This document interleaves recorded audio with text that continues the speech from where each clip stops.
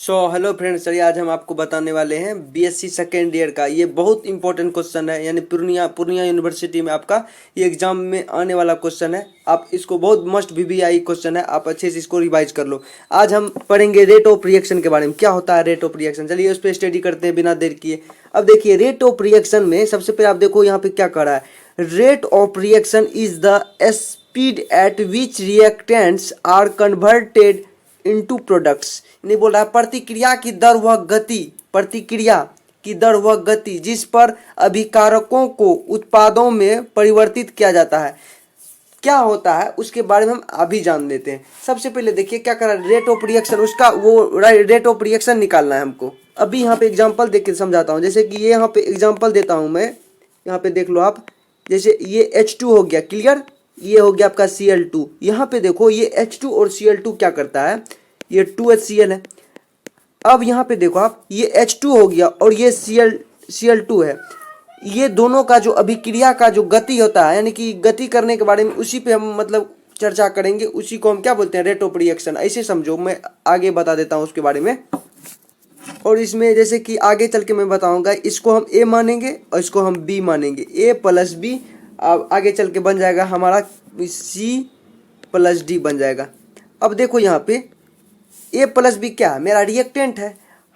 यानी कि बोल रहा है क्या, प्रतिक्रिया की दर वह गति जिस पर अभिकारकों को, अभिकारक क्या है, जो भाग ले रहा है, यानी कि ये अभिकारक हो गया आपका। अभिकारकों की दर, क्या बोला, देखिए जिस पर अभिकारकों को उत्पादों में परिवर्तित, अभिकारक उत्पादों में परिवर्तित किया जाता है।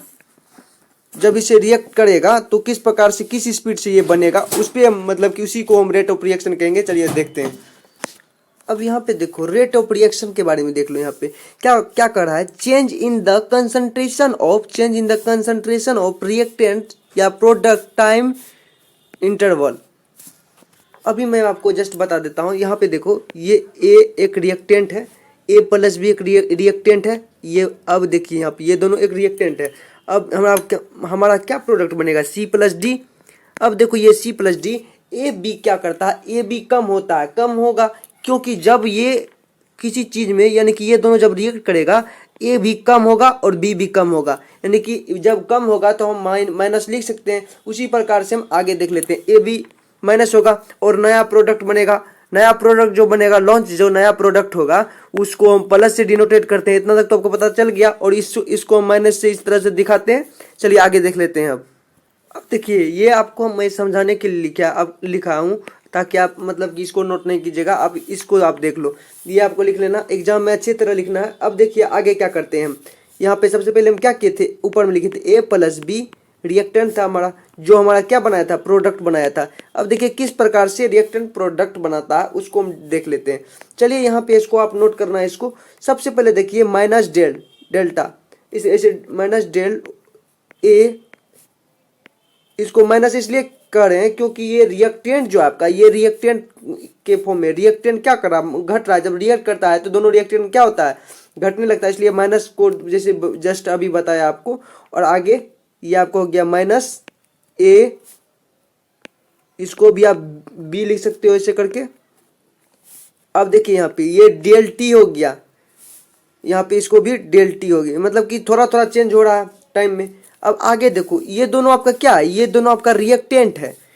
यानी कि आप बोल सकते हो ये अभिकारक, यानी कि एक दूसरे के साथ अभिक्रिया कर रहा है जिसमें कम हो रहा है। अब आगे चल के आपका क्या बनेगा, प्रोडक्ट बनेगा।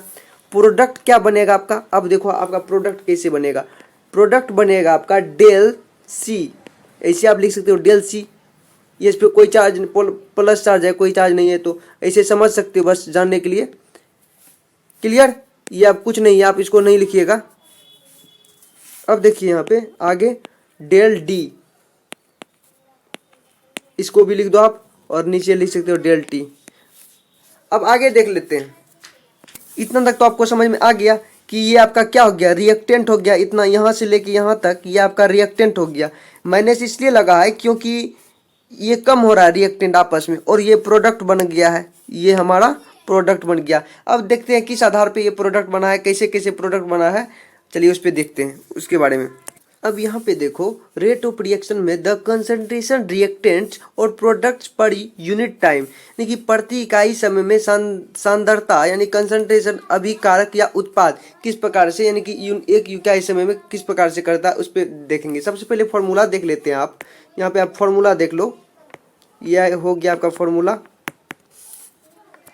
देखिए इस फॉर्मूला के आधार पर इसे R equal D C upon D T या इसको डेल सी बोल सकते हो। ये आपका क्या है, डेल सी और upon D T. Clear, D C upon D T हो गया, ये कंसंट्रेशन और टाइम हो गया। अब देखिए आगे यहाँ पे एग्जाम्पल में आप देख लो, ये नाइट्रोजन है और ये क्या है, हाइड्रोजन।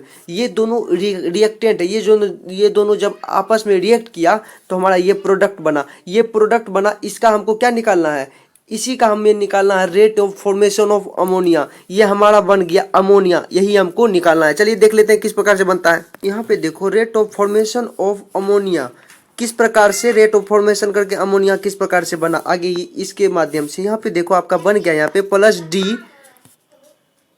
प्लस डी यानी कि जो बना प्लस इसलिए लिखे, ये प्रोडक्ट बन गया आपका। तो यहाँ पे NH3 आप लिख दो, ये अमोनिया बन गया था आपका।